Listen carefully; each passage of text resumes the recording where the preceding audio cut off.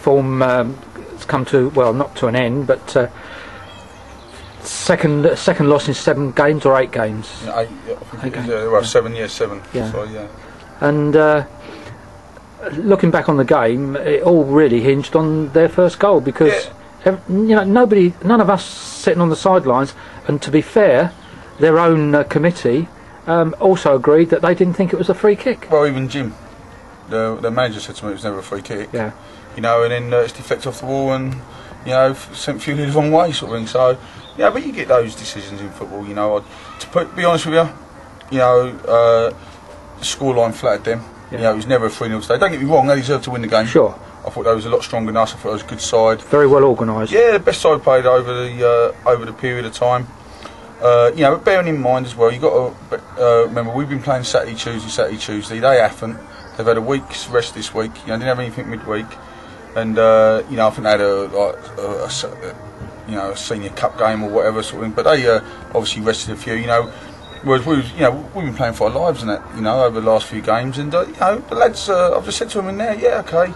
I thought it was a very lethargic performance today. Didn't have that zip of Tuesday night and the games before, and and you need that when you play against the big teams, and like I said, I've always been a realist. I know that the points against the big boys, the top teams, are bonus points. Sure. I've always said that, Sure. And that's why, I didn't want to get carried away. Yeah, Tuesday night was a great night for the football club. It was one in matches where it's great for the players. It was great for me as a manager. You're buzzing and that, but that's gone now. And I knew today was going to be tough for us. And the first goal was going to be very important. If we'd got that first goal, we had a lot of heavy legs in the change room.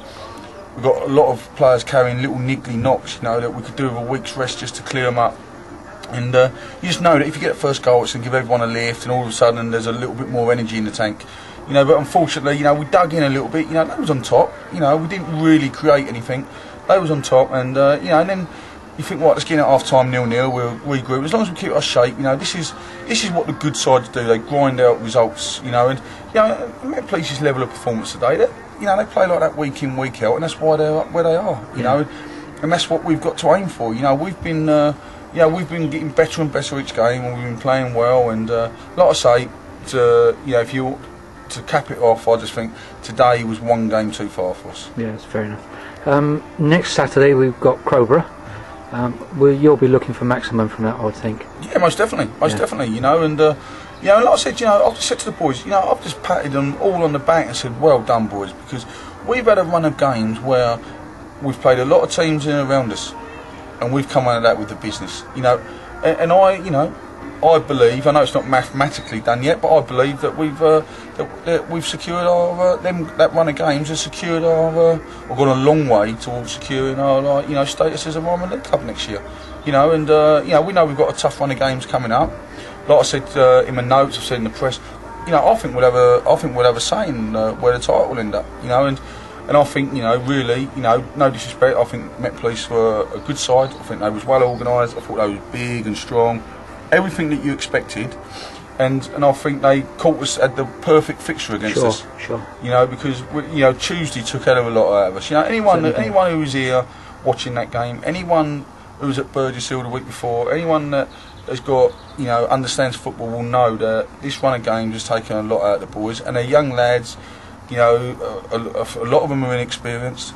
And a few of them looked a little bit on their last legs at the end. And like I say, it was just a bit of a lethargic performance. Not quite had the zip, not sort of had that get up and go in us, and we've been beaten by a good side. But in saying that, 3-0 looks like a comfortable win, but it never was that, and I'm sure Jim would be the first to admit that. And and I thought 3-0, flattered them. I thought, like I say, I think they deserved the win. Sure. But I think 3-0 was a bit of a heavy scoreline for us. Before last weekend we spoke, and you used the phrase bonus points.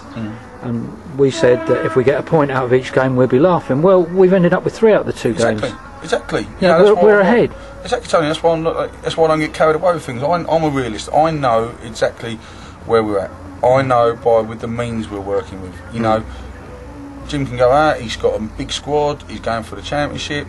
And as I've always said, if you've got one of the top budgets, you expect to be up in the top. You expect to be chasing up. When you've got one of the lowest, you're in your own little league, and and that's what we're at. So we're doing well by our means, doing very well, and the last few results have been absolutely fantastic, thoroughly deserved Tuesday night, and you know, like I say, it was just a lack of energy and one game too far today. Yeah. Now Wednesday night we've got Ebbsfleet. I presume you're going to ring the changes a bit.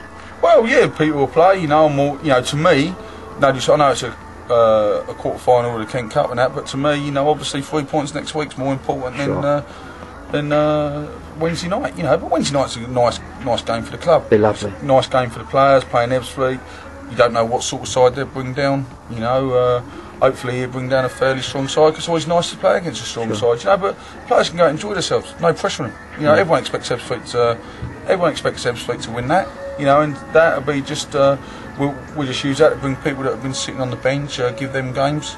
You know, just give them some bit of match time, rest some of the ones that have given so much to this football club over the last 7-8 games, and make sure that we're ready for 3 o'clock next Saturday.